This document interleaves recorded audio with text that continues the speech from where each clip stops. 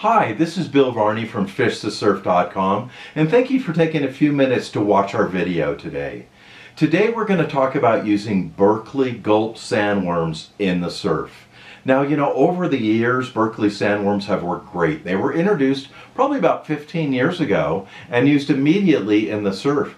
Over all of those years, I've seen many thousands probably of perch caught on them, halibut, and even some corbina, some really big corbina caught on the Gulp sandworm. So once you learn how to rig it correctly, how to fish it in the surf correctly, it will certainly make you a better surf angler. Now, the Berkley Gulp product comes in 3 colors. The Gulp comes in a camouflage, what they call a camouflage, or really an olive green and a burnt red bottom color, and which is very similar to many of the colors of food that you'll find in the surf, like mussels and clams and so forth, and even worms, very similar to them in color. These are 2-inch worms. They have a blood red worm, which is all red, and then they also have a natural colored worm. And then lastly, they produce the same product in a 6-inch worm rather than 2 inches. If you do end up with the 6-inch worm, it's way too long to use by itself in the surf, so you want to cut it in half or into thirds and hook it the same way you would with the 2-inch worm. Now, in order to fish the Berkley Gulps, I like to use a 7 to 9 foot surf fishing rod like this one. You want to have a rod that has is light in weight, has a very limber tip, 7 to 9 feet in length, and then I like to take that rod and I like to match it up with a 2500 or a 3000 size spinning reel loaded with 6-pound test monofilament. That will give you your light line setup that you need to be using in the surf. And then really importantly is your rigging. So we are always going to rig the sandworm using the Carolina rig. You can occasionally try using a very lightweight, like a 1/16 ounce, maybe even an 1/8 ounce lead head, and putting the sandworm on that and casting that out, just tying that directly to your line. The disadvantage to that is it doesn't have a lot of weight, so you can't get much of a cast out of it, and certainly if you're fishing in the afternoon in the wind, it's going to make it more difficult. So as a result of that, we'll use the Carolina rig. Now the Carolina rig is very simple. It's made up of a sliding egg sinker, a bead that acts as a cushion between the swivel and the sinker.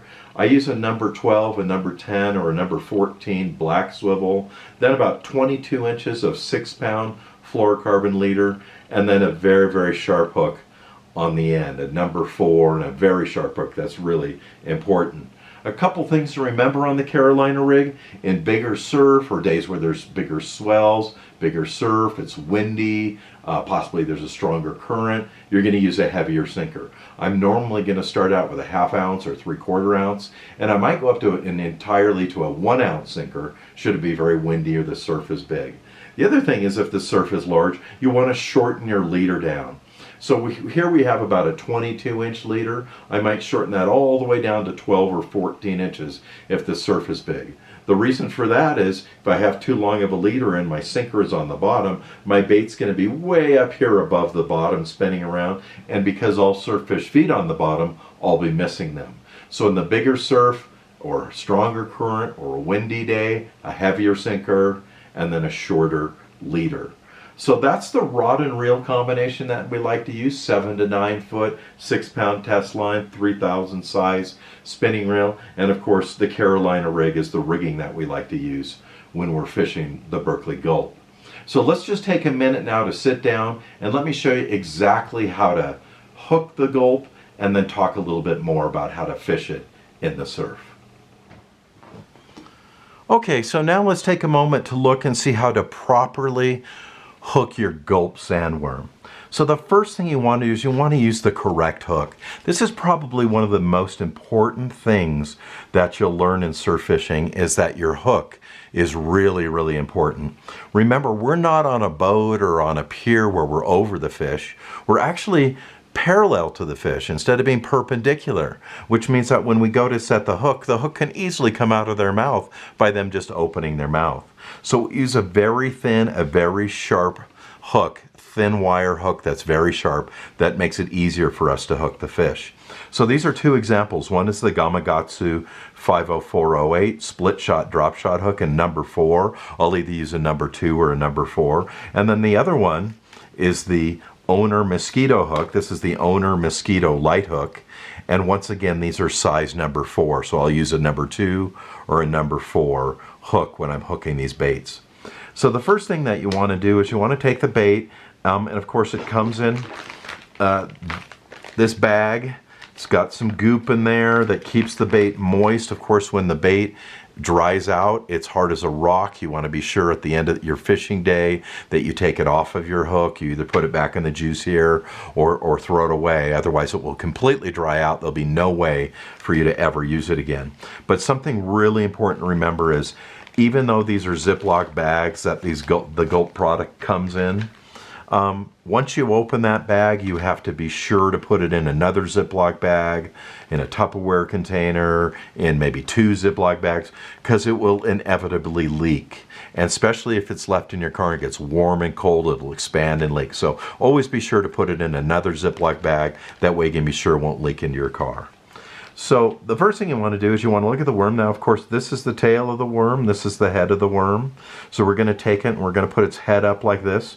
We're going to take one of these number 4 hooks and we're going to start by putting it right in the very middle of what would be the head of this worm, and we're going to insert it into the middle like that. So that's how we're going to get started, is we're going to take the hook, we're going to insert it right into the head of that worm. The second thing that we're going to do is we're going to take it and we're going to feed the worm up the hook, and then at the right point we're going to poke it out through the side of the sandworm. Now, it's not really important if you get it out where the legs are or in the middle here, as long as it's straight on the hook. That's all that really matters. So our next step now is taking the hook and continuing what we had done here earlier, but going all the way through the Gulp bait. So we go down through the top once again, we're going to feed it up through the hook, and then we're going to poke it out through the side. And then once it's poked out through the side, the most important thing to do, whether you need to pull it up in your line or of the eye a little bit of the hook, is to straighten out the Gulp bait as much as possible. Get it as straight as you possibly can coming off the hook, because if there's any turn in it whatsoever, it will spin on the hook as it makes its way back to shore. And of course, most things in the ocean, as they come out from the bottom, you're looking at worms or sand crabs and so forth, they don't spin like that. They actually move like a snake making their way to shore. We want to make them as realistic as we possibly can. So to take another quick look at that, let's take one of these worms and let's start from the very beginning here. So we're going to go right through the head, right through the center, feed the worm up the hook, poke it out through the side, and then you want to pull it up over the eye of your hook. So once again, it's as straight as it possibly can be on your hook here, as straight as possible so it doesn't spin in the water. And that is exactly the way that you're going to set up your Gulp on your spinning rig. Another way to look at it is, what if you're fishing in an area where there's eelgrass or kelp and you want to go weedless? Well, there's a really easy way to do that too. Let me show you how to make this a weedless Gulp sandworm. The way you're going to do that is, rather than going down through the middle of the body, you're going to actually just go right through the top of the worm here. Very easy to do. Pull your hook all the way down so the eye is on top of the Gulp worm. Turn it downward like this toward the tail. Poke it through the body and make it so the hook, the tip of the hook, is just barely through the top of the sandworm there. And that way you'll be completely weedless, and you can fish that and not have to worry about weeds getting caught up on the end of your hook there. And then if you get a bite, because this bait is so soft, and of course the business end of the hook is sticking through there, it'll pop out right through that bait just like that and hook the fish very, very easily. So that's how we do the weedless setup. That's of course how we set up the non-weedless setup. This is probably the most common you're going to use. 90% of the time, maybe 10% of the time, you're going to go with the weedless look here.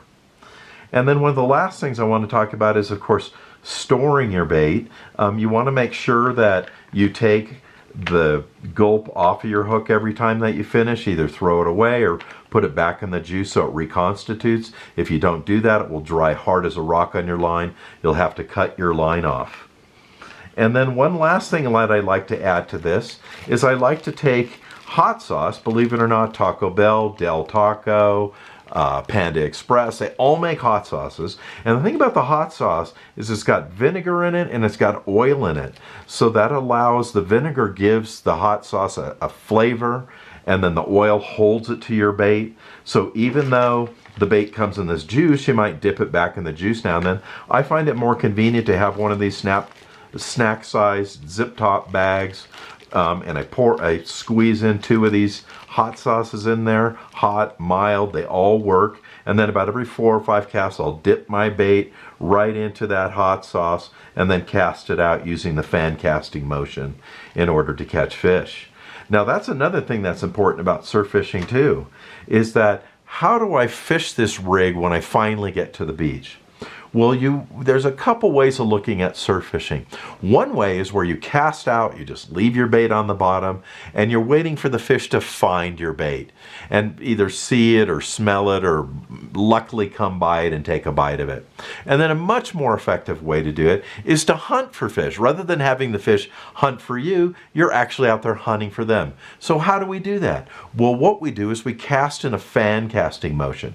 So I'll cast to 10 o'clock, I'll cast to 12 o'clock, I'll cast to 2 o'clock, and I'll slowly retrieve my bait each one of those times back to shore. I'll usually cast twice to 10 o'clock, twice to 12 o'clock, twice to 2 o'clock, and if I don't get a bite after all those casts, I'll pick up my stuff, I'll move down the beach 100 yards, and I'll go through the same fan casting pattern.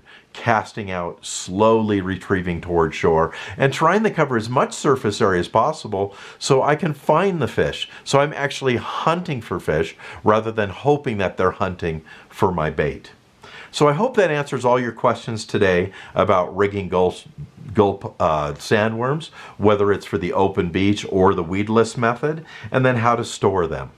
Thank you for taking a few minutes to watch this video from fishthesurf.com. I hope that covers everything that you need to know about fishing the gulp sandworm in the surf. If you'd like to learn more about surf fishing, check out fishthesurf.com.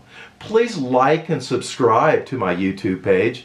And also, if you're interested in the equipment I use on the beach, check out surffishtackle.com. Thank you everybody for watching.